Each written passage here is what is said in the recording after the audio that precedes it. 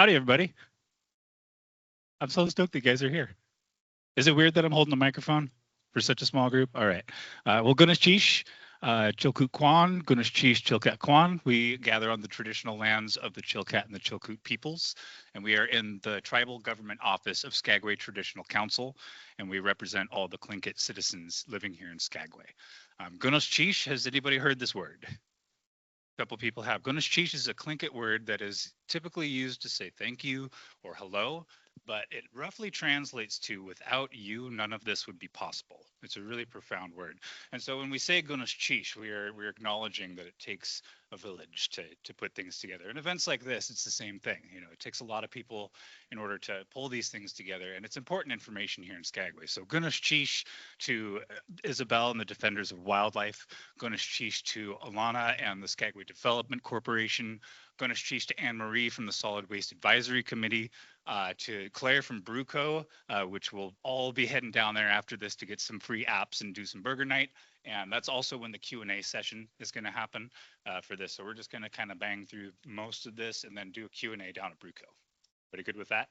All right. And also Gunas Chish to the Skagway Arts Council for providing these awesome speakers so that we can do this kind of hybrid thing. We are recording this meeting and we've got some online folks that are also watching here too. So if you guys have questions kind of in the interim, if you can raise your hand and I'll bring this microphone over to you so our online folks can hear all the really intelligent things that you have to say, because your feedback is so important to us. We're hoping that you'll learn from us and we're also hoping to learn from you. So we're going to start out with a survey. Has anybody ever used Mentimeter? No Mentimeter users. All right. Does anybody have a phone here? All right. If you don't have a phone, so you can actually hang out with your neighbor here. So the way that this works, you guys will get out your camera phones and you can scan that QR code. If you got a Luddite phone, you can just smash in menti.com and the 8-digit code, and you should be good to go. All right, so we've got some people on there, and you can do multiple responses to this. So over here, you can just dictate your answer, and she can put that in there. And what I want you to do is I want you to use one word. If you just one word, that's all you have, and this will be a challenge. One word to describe your perception of what a bear is. And so we'll let you kind of go up there, and we'll. The nice thing is that they show up all the time in real time as you enter in those words.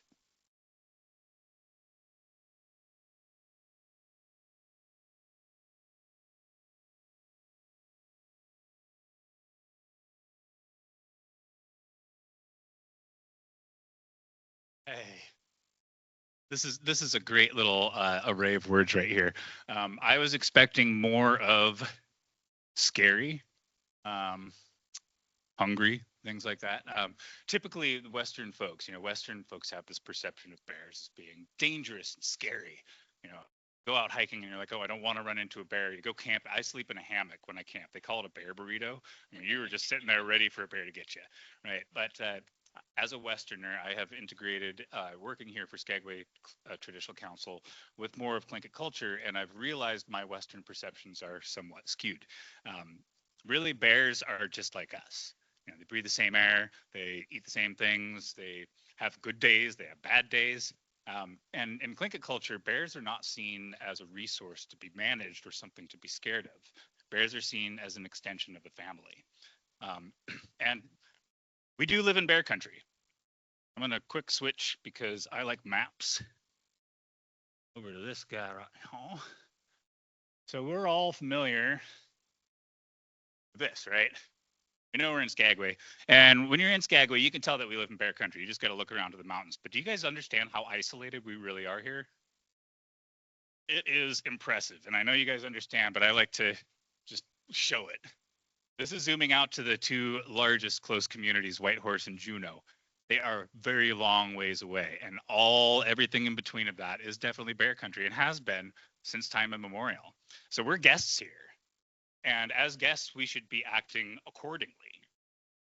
So it's good to have an understanding of bears, and we're really thankful to have Isabel here to kind of give us an overview of how bears think, what bears do, and what we should do when we're in bear country. So thank you so much, Isabel Gunas Chish, and I'll hand it over to you. All right. Yeah, thank you all again for coming out tonight. Can everyone hear me okay? Fantastic. All right. I will share my screen here. and get us started.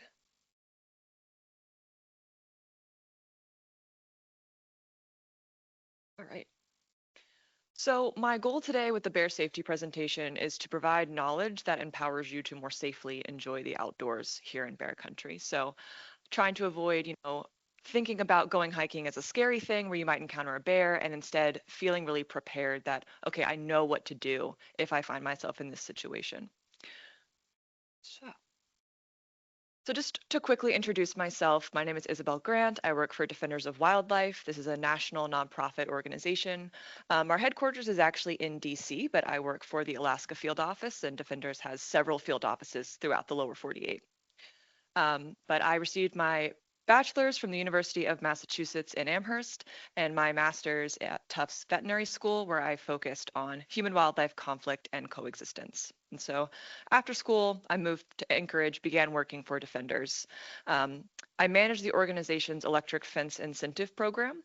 And as part of operating that program, I traveled to do program outreach and to give bear safety and awareness talks like this one today.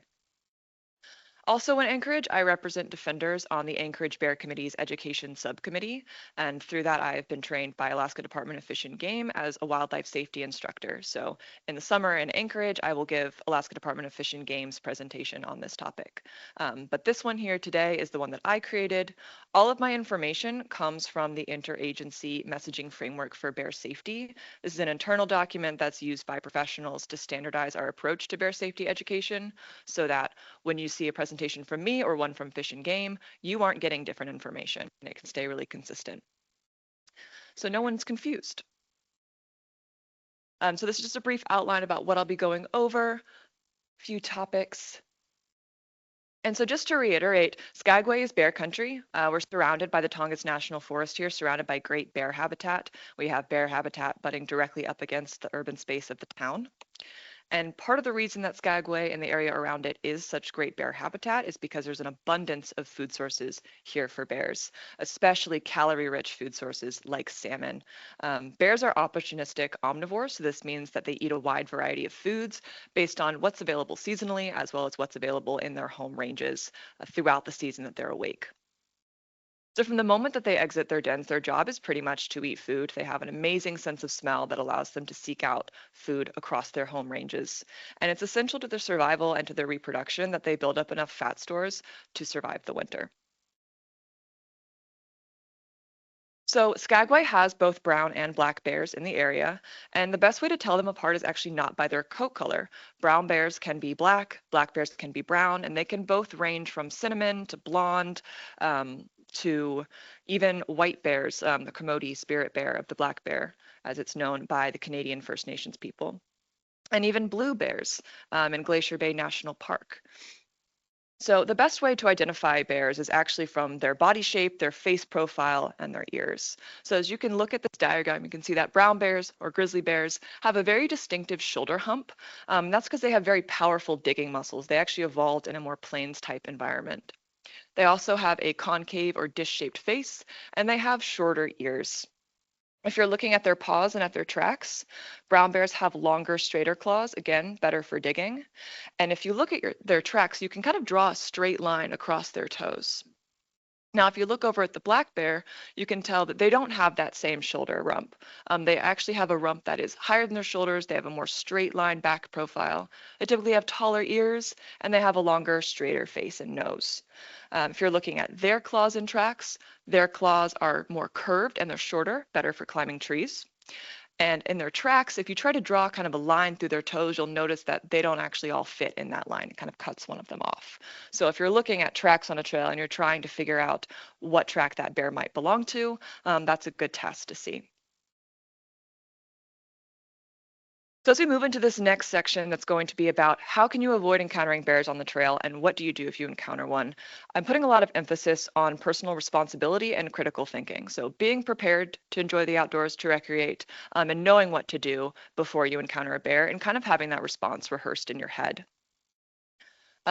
As I was saying before, telling bears apart is actually not all that easy, and ultimately brown and black bears behave very similarly. Your behavior and your reactions to a bear should be based on the behavior of that individual bear that's right in front of you. So be prepared. Research the area that you're visiting. Make sure that you know if there's any special equipment required. I'm thinking in terms of bear resistant containers. Some national parks have regulations about what they need you to bring. Always check the information boards at trailheads. These often have reminders about if they've seen bears in the area recently. It will tell you if there's a carcass on any of the trail sites. It will also tell you of any trail closures. As you're hiking or backpacking, traveling just through, look for bear signs on the trail. So that includes tracks, marks on the trees. Pay attention to the smells and the sights around you. And know your response strategy. So before you go out, just quietly remind yourself in your car at the trailhead, okay, here's what I do if I encounter a defensive bear versus a non-defensive bear. And I'll get into that in a few slides, but make sure you remind yourself of this information just so that you're prepared for it. And always have a bear deterrent. We recommend that you carry bear spray. It's because it's not a specialized tool. It's very easy to use, but know how to use it. I have some pamphlets there at the back for everyone to take. There are videos online that I can share with you that demonstrate how to use bear spray. But bear spray is a really important tool to have because it allows you to enforce your personal space with bears, and it gives you a little bit more agency over your safety.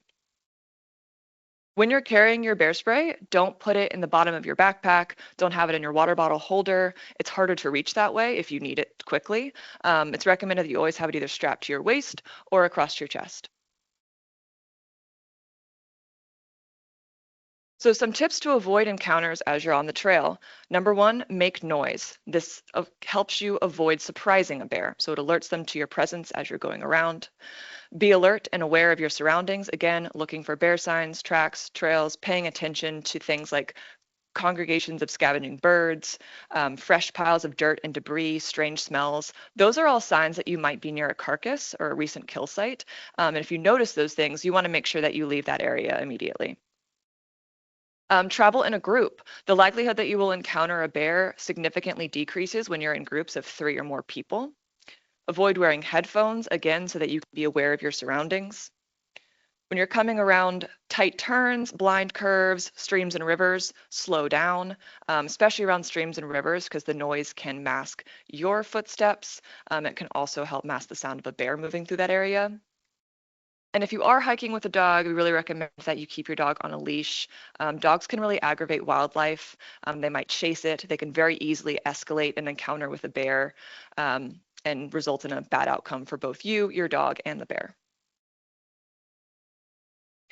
So to reiterate, your behavior influences the outcome of a bear encounter. You have a lot of agency in these situations. Stay calm, take a deep breath, don't panic, and just remember, never run from a bear. So if you're hiking down the trail and you turn a corner and you see a bear in front of you, and it's clear that this bear doesn't see you, it hasn't noticed you. In this scenario, you want to immediately have your deterrent in hand, stop, and then you can quietly leave the area if it's clear the bear doesn't notice you. Keep your eyes on the bear as you go to sort of back up and away, because if the bear does notice you and it does turn around, then you want to change how you're behaving. So if that bear does notice you, it does see you, again, you're stopping, you're readying your deterrent. And you want to get together with your group and you want to face the bear. You want to talk calmly to the bear. You can say things like, hey, bear, it's okay, bear. Just calm things because your voice identifies you as human to them. Helps them figure out what it is that you are because you're a little bit foreign to their environment. You're not something that they typically encounter. And while you're doing all that, you want to assess their behavior. So you're trying to decide, is this bear defensive, behaving defensively, or is it behaving non-defensively? Does it feel threatened by me, or is it maybe looking a little bit more curious? So defensive bears, this could be a bear with cubs, one that is on a carcass, or one that you have surprised or crowded. You've come upon it suddenly. So some body language to look for includes huffing, jaw popping, stomping, salivating. They might be panting. Their ears might be laid back. That's very classic. You see that in a lot of animals. And they may bluff charge you. And your goal in these types of encounters is de-escalation. You're trying to give yourself and the bear time to calm down. So you're talking to this bear and you've understood that this bear is behaving defensively. So if the bear is staying still, not moving towards you, you can try to move away slowly to give the bear more space. But if the bear does start to move towards you, you want to immediately stop and stand your ground. So continue to talk slowly and calmly to the bear. And if the bear continues to approach you, that's when you would use your deterrent once the bear is in range. Now, you might also encounter a non-defensive bear. And so you could just be on the bear's travel path. Bears like to use trails that's easy traveling. They don't have to fight through the brush. It's nice and convenient for them. It could be a young bear testing dominance, trying to figure out its place in the world. Or it could be a food conditioned bear, so one that's found food from people in the past and is thinking, hey, this person might have a granola bar for me. Some body language to look for here. They might stand on their hind legs. Sometimes people think this is an aggressive behavior. This is actually an information gathering behavior. They're trying to assess what you are. They might approach you silently, deliberately, or they might kind of circle around you. Their ears are going to be up and their eyes forward, looking at you, assessing. If you encounter a non-defensive bear, remember you've seen a bear, you've realized it's noticing you, so you've stopped. You have your deterrent in your hand, you're with your group, you're talking to the bear. If you think that this bear is just trying to move down the trail and go about its day, you can try moving off the trail, stepping to the side, giving it some space to pass. But if it becomes clear that the bear is heading towards you directly, not trying to move past you, that's when you want to stop and stand your ground again. And in this scenario, this is a time when you do want to up your game and you do want to be more assertive and aggressive with the bear vocally if it does keep coming towards you, talking louder, waving your arms. If you're doing that, make sure that you have your deterrent in your hand already. Just get louder and more assertive if the bear continues to approach you. And again, if the bear comes within range, use your deterrent. Again, that's how you enforce your personal space. So I want to briefly go over a worst case scenario, and I've shared some good tips for how you can prevent this type of encounter. But let's say that someone is in a situation where they don't have bear spray, they don't have any other kind of deterrent, and the situation escalates to the point where a bear has made physical contact with this person. Now, defensive attacks are usually very quick. The goal is threat neutralization. So if this bear knocks someone to the ground, they want to immediately assume this position. And I will show you in this quick video that I will also share a link to.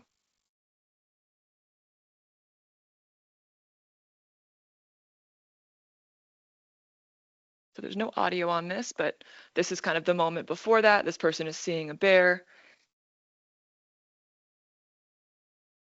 That's kind of an example of a bluff charge. It ran at this person, then it stopped.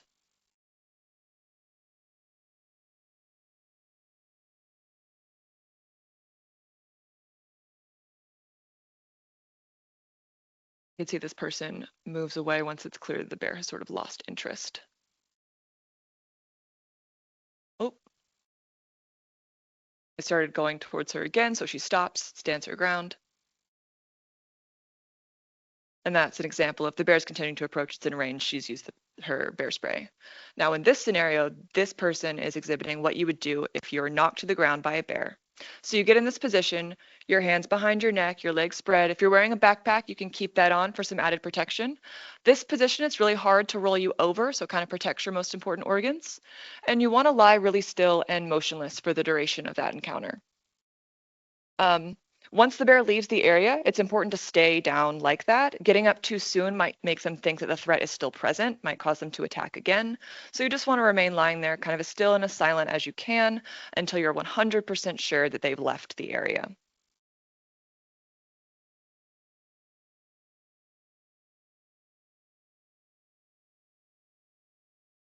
Now, if a non-defensive bear makes physical contact with a person, this is a scenario where you want to fight back with any means necessary. Focus on the nose and the eyes, the really sensitive parts of the bear's face. You especially want to do this for any bear that breaks into an occupied tent or a building. And that's because predatory attacks are rare, but they can occur based on how a person responds to an encounter. So if a bear is testing dominance and a person is not being really assertive with it, that could trigger a predatory response. In addition, a prolonged defensive attack could turn predatory. And so in that instance, if the person notices that shift, they would start fighting off the bear. They would not be in that kind of position anymore. But again, predatory attacks are rare. And we're going to review next our tips for how to respond to bears. So let's go over, you've encountered a bear on the trail. What is the very first thing that you do? Stop. What's next? Grab your deterrent, group up. What else are you doing? Yes, you're assessing behavior. Now we've identified this is a defensive bear, so what are we going to do?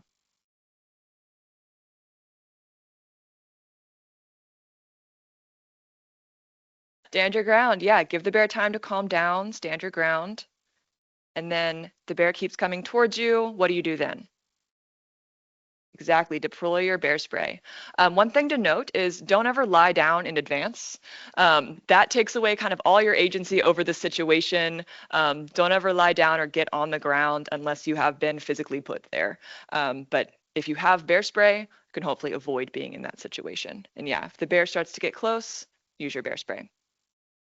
Now, in a non-defensive encounter, I think we know you've seen a bear, you're stopping, you're getting your deterrent ready, you're standing with your group, you're talking calmly. What else would you do in an encounter with a defensive bear? Or non-defensive bear, sorry. Mm-hmm.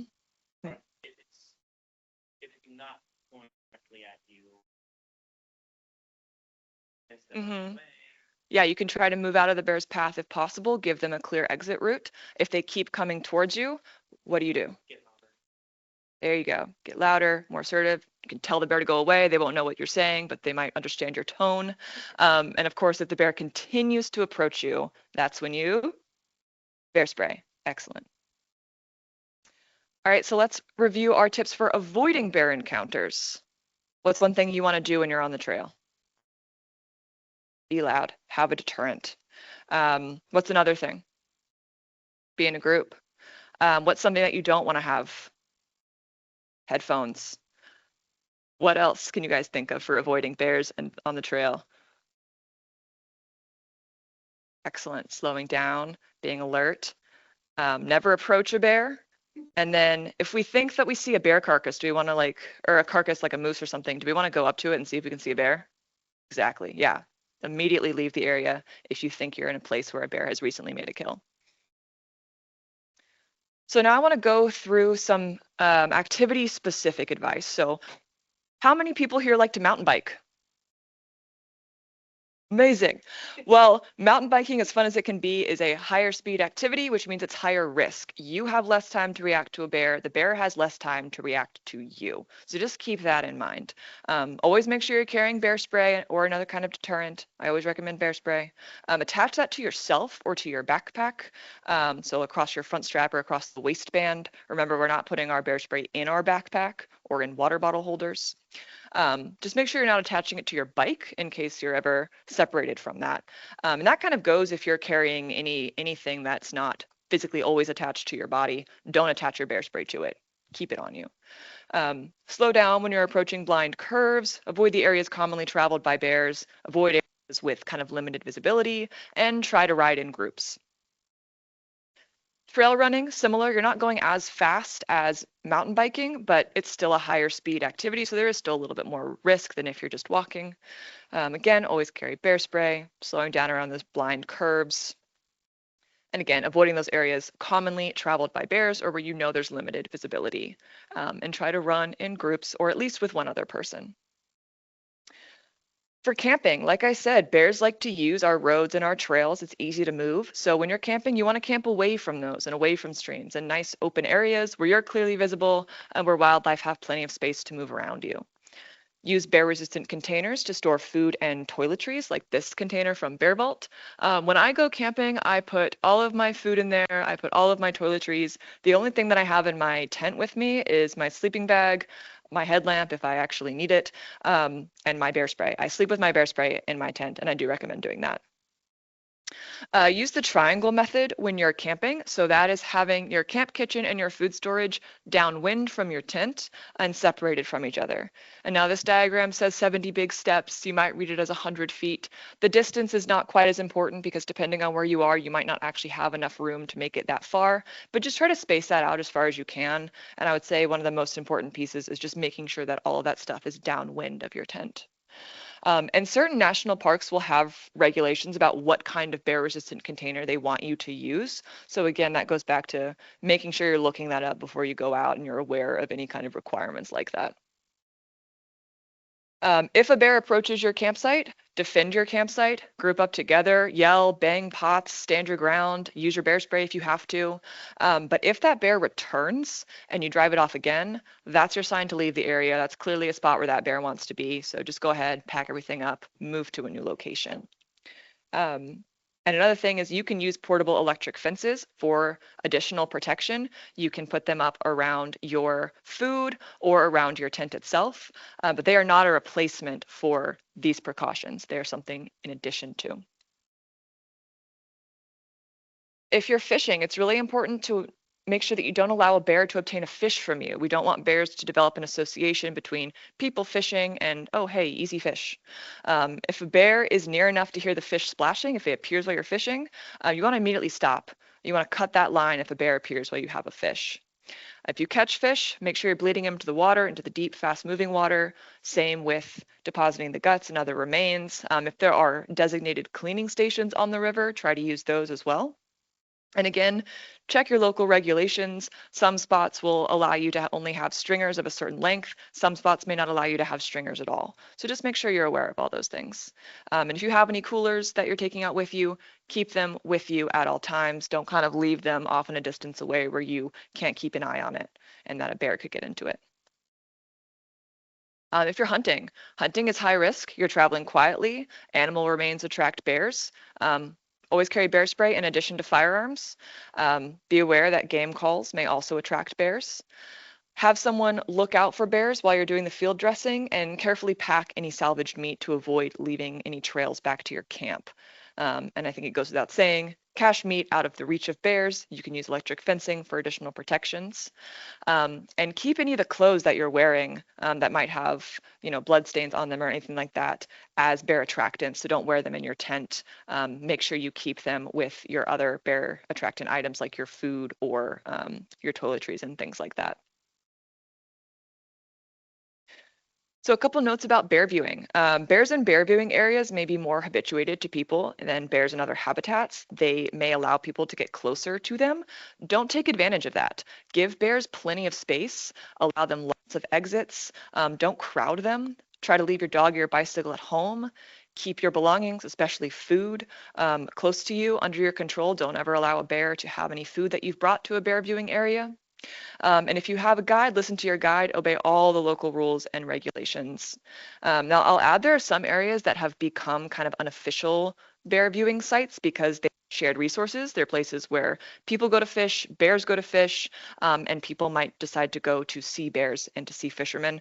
There are also often places where Fish and Game might set up a weir to conduct fish surveys. So a lot of activity happening in this one area. These kind of unofficial destinations that people go to see bears can really quickly and really easily become safety hazards for bears and for people if people aren't conducting themselves appropriately. So if you are planning to travel into any of those locations, go to a river that you know is a popular fishing spot for bears and people. Just be aware and making sure that if you do see a bear on the river fishing, that you're trying to give it plenty of space. Even if it's not really reacting to people, make sure that you're not trying to crowd it or get too close for a picture or something like that. And so a final note just about living with bears. So keep all your potential food sources away from bears. Use electric fencing around chicken coops, gardens, fruit trees, compost, and other attractants. Use bear-resistant garbage cans for your trash when they are available, and follow all your local garbage ordinances. If possible, store your trash inside your house or in your garage until the morning of pickup. I think Skagway has what time is it? 4 a.m.? Okay. Morning of, yeah. Yeah, so make sure you know when that is so you don't have food sitting in an unprotected kind of trash can all night long where bears can easily access it. Take any bird feeders down in the spring and store any and all pet and livestock feed indoors. Don't allow that to sit outside. Other things that people might not think of as bear attractants but can attract bears just because they smell really strongly. Grease tanks attached to like grills, the grills themselves, coolers that you have used to go fishing or that have put any kind of food in, they might smell strongly of food. All those things can potentially attract bears, so you should keep them indoors. And that is all I have for bear safety. Thank you all for listening. I hope that this makes you feel a little bit more confident about going out and enjoying beautiful Alaska.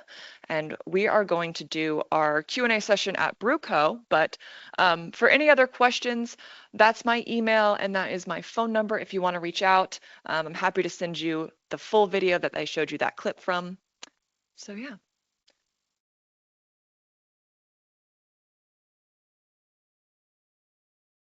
Right. Hey, and our two online participants, Shelby and Angela, you guys are welcome to ask a question in the chat right now, Yeah. since you may not be joining us at Bruco, and I can dictate them to Isabel, but we'll wait for a few seconds and see if you guys have anything to ask.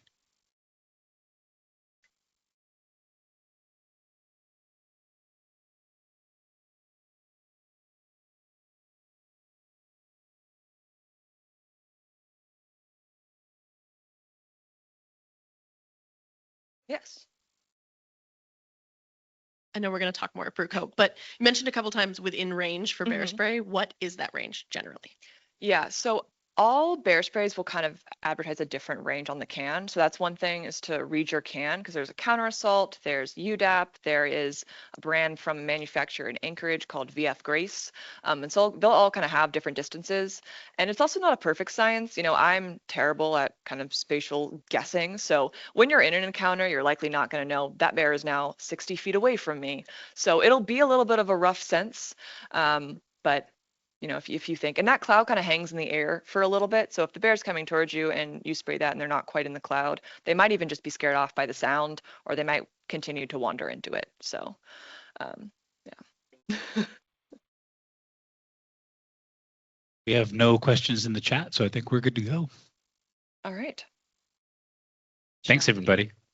See you down at Bruco. Yeah. Free apps, guys. Free apps. Gonna be some good stuff.